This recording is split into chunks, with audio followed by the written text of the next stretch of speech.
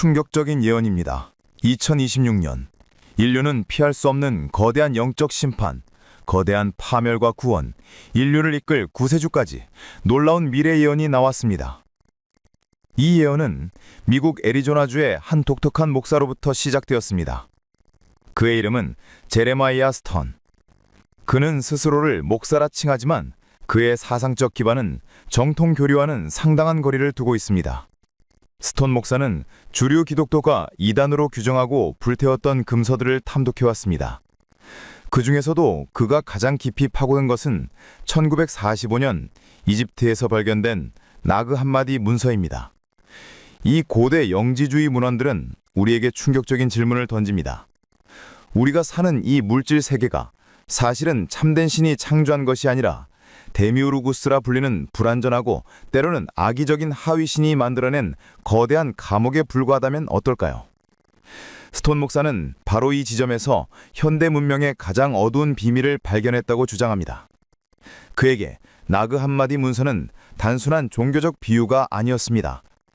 그것은 현 인류를 지배하고 통제하는 보이지 않는 그림자 세력, 즉 영지주의에서 말하는 아르콘의 정체를 폭로하고 그들의 계획이 정점에 달하는 미래의 시간표를 담고 있는 유일한 암호 해독서였습니다.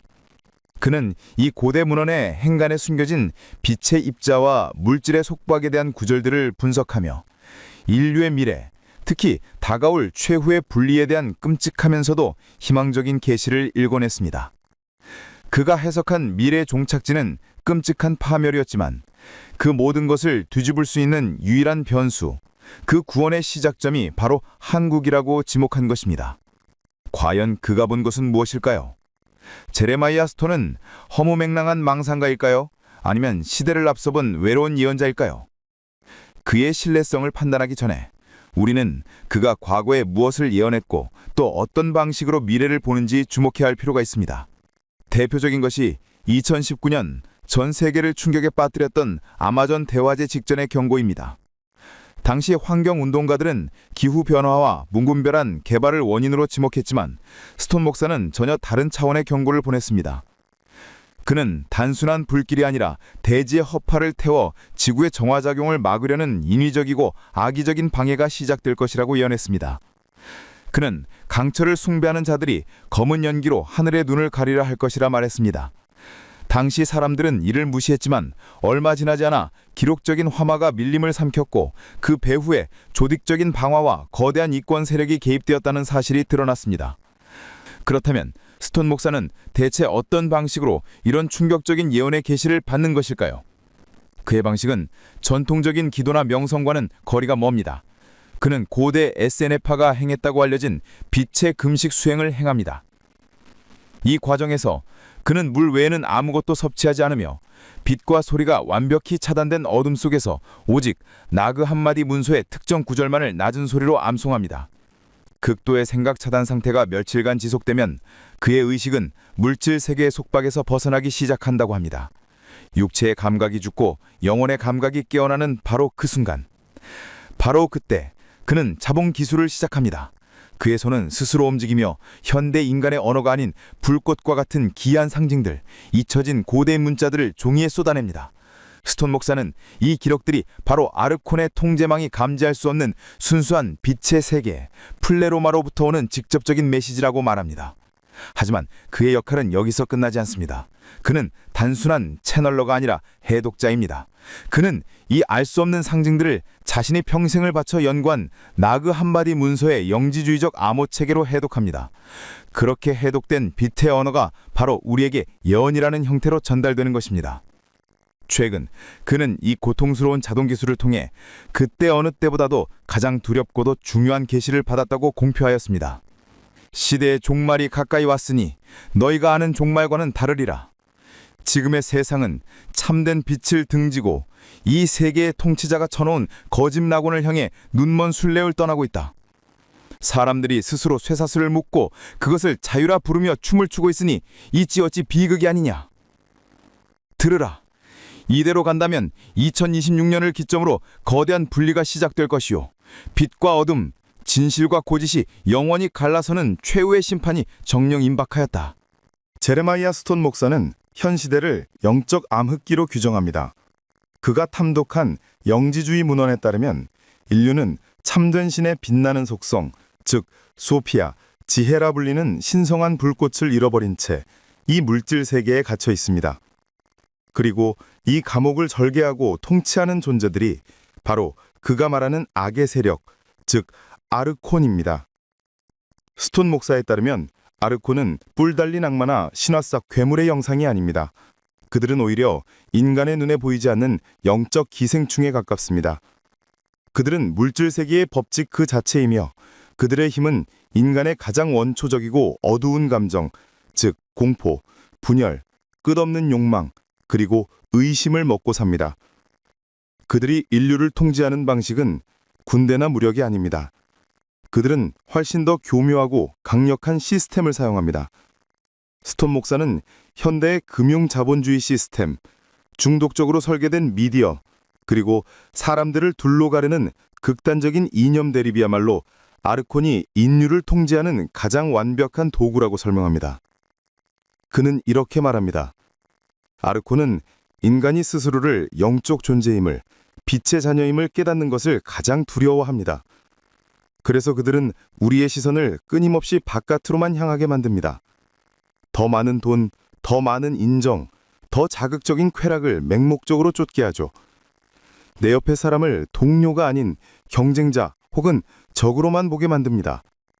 이것이 바로 아르콘이 수천 년에 걸쳐 완성한 거대한 물질 감옥입니다. 스톤 목사는 지난 몇 년간 전 세계를 휩쓴 전 지구적 보건 위기 사태나 동유럽 등 중동지에서 지금 이 순간에도 벌어지는 끔찍한 지역 분쟁들 역시 우연이 아니라고 주장합니다. 이러한 거대한 공포와 대립의 에너지는 아르콘에게는 최고의 영양분이며 인류의 영적 각성을 막는 가장 강력하고 효과적인 족쇄라는 것입니다. 현재의 세계는 물질적 풍요를 새로운 신으로 숭배하고 영혼의 가치를 낡은 유물처럼 내버렸습니다. 이는 참된 신의 방향과 정반대로 나아가는 그야말로 아르콘의 시대가 활짝 열리는 것입니다. 스톤 목사는 자신의 계시를 통해 이대로 인류가 스스로의 길을 수정하지 않는다면 최후의 심판은 피할 수 없는 미래라고 거듭 경고합니다. 너희는 하늘의 뜻을 거역하고 땅의 욕망만을 따랐다. 흙으로 빚은 것에 절하며 거짓된 풍요에 취해 너희 안에 있는 참된 빛을 스스로 팔아넘겼다. 그리하여 분리의 시간이 오리니 알곡과 가라지가 나뉘는 날이 정령 임박하였다. 그날에 너희가 숭배하던 황금과 철은 너희를 구원하지 못하리오. 오직 멸망의 불쏘시개가 되리라. 스톤 목사가 말하는 최후의 심판은 종교에서 흔히 묘사하는 물리적인 불벼락이나 대웅수와는 그 본질이 다릅니다. 그것은 바로 영적 대분리입니다. 그가 본 환상 속에서 이 대분리가 시작되면 물질 세계에는 엄청난 혼란이 닥칠 것입니다. 아르콘이 설계한 이 물질 세계의 운영체제가 한계에 달하면서 영적인 세계와 물질 세계가 분리되는 과정에서 끔찍한 시스템 오류들이 발생할 것이랍니다. 그는 이 거대한 변혁의 시기, 즉 미래의 운명이 갈릴 그 순간이 임박했음을 알리는 세 가지 구체적인 징조를 제시했습니다. 이 징조들은 매우 독특하며 우리가 일상에서 감지하기 어려운 차원의 변화를 포함합니다. 첫 번째 징조는 검은 태양의 날, 더 데이 오브 블랙선입니다. 스톤 목사는 하늘의 태양이 빛을 잃는 것이 아니오 인간이 하늘을 대신하여 만든 두 번째 태양이 빛을 잃는 날이 오리라고 예언했습니다.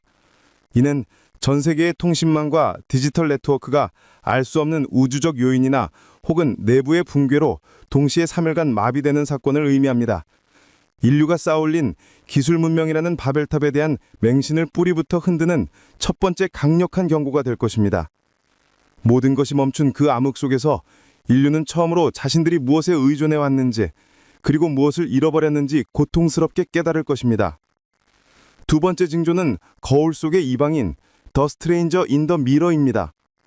이는 물리적 현상이 아닌 사회 전반에 걸쳐 나타나는 심각한 영적 이인증, 즉 스피리추얼 디퍼서널리제이션을 말합니다. 사람들이 어느 날 문득 자신의 모습이나 가장 사랑하는 가족, 연인의 모습에서조차 극심한 이질감과 낯섦, 심지어는 이유 모르는 공포를 느끼기 시작합니다. 스톤 목사는 이를 영혼과 육체의 연결이 약해지면서 발생하는 현상으로 봅니다. 내가 정말 나인가? 라는 근원적인 공황이 사회 전반에 전염병처럼 번지게 됩니다. 이는 아르콘의 통제력이 약해지는 동시에 개인의 영혼이 각성 혹은 붕괴라는 궁극의 갈림길에 서게 되는 현상입니다. 세 번째 징조는 나침판이 춤을 추는 날, 웬더 컴파스 댄시스입니다. 이는 지구의 자기장이 급격하게 요동치는 지오매그네틱 시프트를 의미합니다.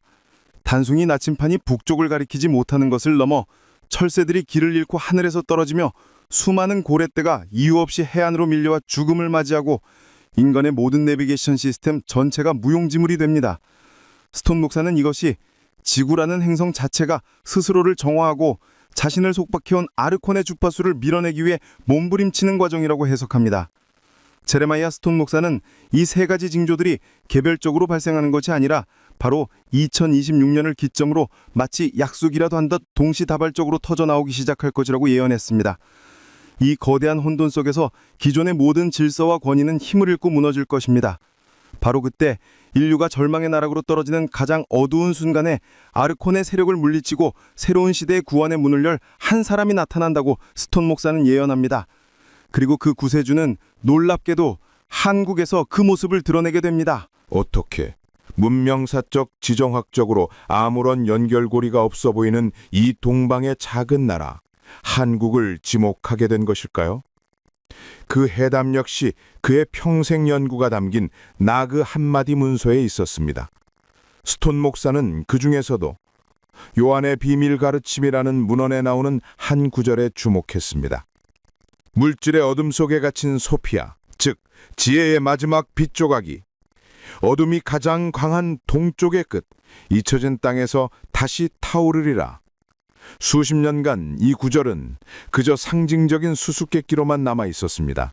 그러나 스톤 목사는 그의 자동 기술 계시를 통해 이 동쪽의 끝, 잊혀진 땅이 바로 문자 그대로 한국임을 확인했다고 선언했습니다. 그가 한국을 지목한 이유는 단순히 지정학적 위치 때문만이 아닙니다. 그는 한국이라는 나라가 가진 독특한 영적 특성에 주목했습니다.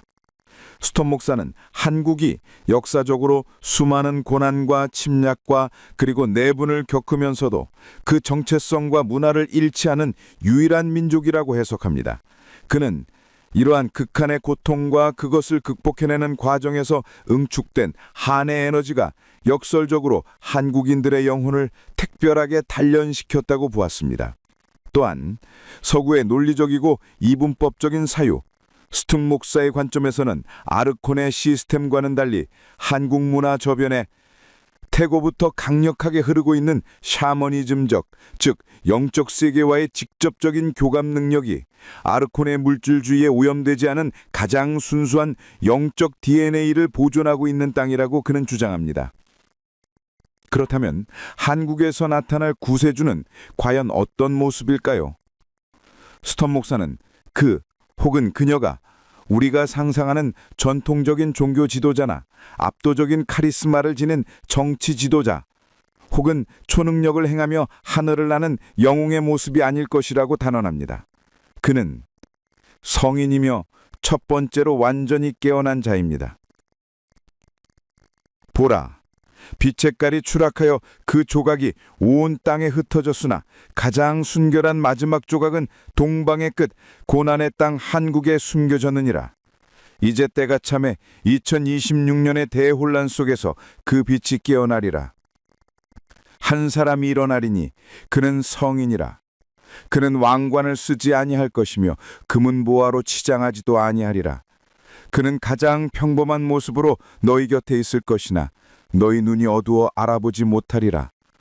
그는 군대를 일으키지 않으나 그의 목소리는 이 세계의 통치자 아르콘이 세운 견고한 성벽을 무너뜨리리라. 그가 바로 구세주이니 그는 기적을 행하여 떡을 만들지 아니하고 오직 깨어남의 단어를 전할 것이라. 그 단어가 너희 안에 잠든 참된 빛을 깨우는 열쇠요 너희를 속박한 쇠사슬을 끊는 검이 되리라.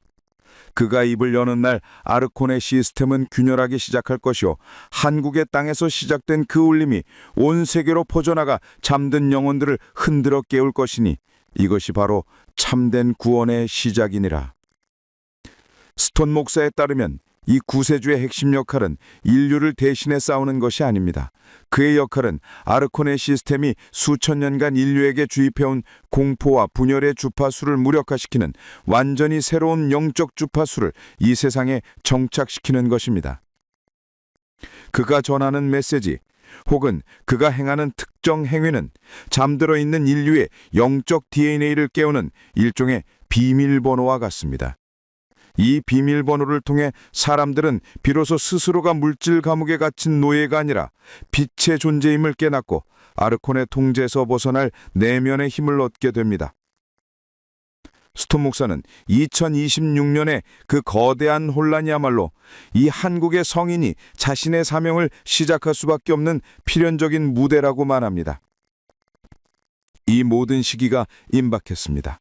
그렇다면 이 거대한 영적 전환기에 우리 각자는 무엇을 준비해야 할까요? 어떻게 해야 알곡으로나마 구원의 문을 통과할 수 있을까요? 스톤 목사는 특정 종교에 귀의하거나 맹목적인 믿음을 가지라고 말하지 않습니다. 그는 오히려 아르코네 시스템에서 벗어나 각자 자신의 내면의 빛을 지켜내는 구체적인 영적 행동 지침을 제시합니다. 첫째, 시스템의 소음에서 플러그를 뽑으십시오. 아르코는 미디어와 디지털 네트워크라는 거짓 태양을 통해 24시간 내내 우리의 의식을 자극하고 공포와 분노, 비교와 결핍을 주입합니다. 이것이 그들의 주된 영양분입니다. 스톤 목사는 의식적으로 이러한 소음에 대한 노출을 줄이고 하루에 단 10분이라도 완벽한 고요함 속에서 외부가 아니라 자신의 내면을 들여다보는 시간을 가져야 한다고 조언합니다. 둘째, 빛의 식량을 섭취하십시오. 아르코는 물질적 탐욕과 공포를 먹고 살다면 우리의 영혼은 빛의 가치를 먹고 삽니다. 스톤 목사가 말하는 빛의 식량은 바로 자비, 긍휼, 용서와 조건 없는 사랑입니다. 그는 거창한 선행이나 종교적 희생을 말하지 않습니다. 일상 속에서 타인에게 작은 친절을 베풀고 무엇보다 스스로를 용서하며 자연과의 교감을 통해 내면의 평화를 얻는 것, 이것이 내면의 빛을 밝히는 가장 강력하고 유일한 식량이라고 말합니다. 셋째, 서로 알아보십시오. 다가올 혼돈 속에서 가장 위험한 것은 고립입니다. 아르콘의 가장 오래된 통치 전략은 분열시켜 통치하는 것입니다. 스톤 목사는 빛은 오직 연결됨으로써 강해진다고 말합니다. 물질적 이해관계를 떠나 같은 영적 가치를 추구하고 진실을 말하려는 사람들을 찾아 연대해야 합니다. 한국에서 나타날 성인, 그 구세주의 진정한 힘 역시 그 혼자가 아니라 그와 연결된 수많은 깨어난 영혼들의 네트워크에서 나올 것이기 때문입니다. 보라, 내가 너희에게 두 길을 보였노라. 하나는 넓고 화려하나 아르콘의 감옥으로 통하는 길이요, 다른 하나는 좁고 어두우나 참된 빛으로 향하는 구원의 길이니라. 2026년의 징조가 하늘과 땅에 들이울 때 너희가 숭배하던 모든 것이 무너지는 것을 보리라. 그때의 동방의 끝 한국의 땅에서 성인이 일어나 구세주의 길을 열 것이니 그의 목소리를 들으려거든 너희 내면의 소리를 먼저 들으라. 너희 스스로가 빛이 되어야 비로소 그 빛을 알아보고 그와 연결되리라. 스톤 목사의 예언은 우리에게 피할 수 없는 선택을 요구합니다. 미래는 아직 완전히 닫히지 않았습니다. 우리는 아르콘이 설계한 공포와 분열의 각본을 따라 멸망의 길을 걸을 수도 있고, 혹은 한국의 구세주가 열어제칠 새로운 구원의 문을 향해 함께 나아갈 수도 있습니다. 그 선택은 2026년이 다가오는 지금 이 순간, 이 메시지를 듣고 있는 우리 각자의 영혼에 달려 있습니다. 여러분이 생각하시는 현 시대의 어둠과 나타날 구세주의 정체를 댓글로 쉐어하십시오. 시청해 주셔서 감사합니다.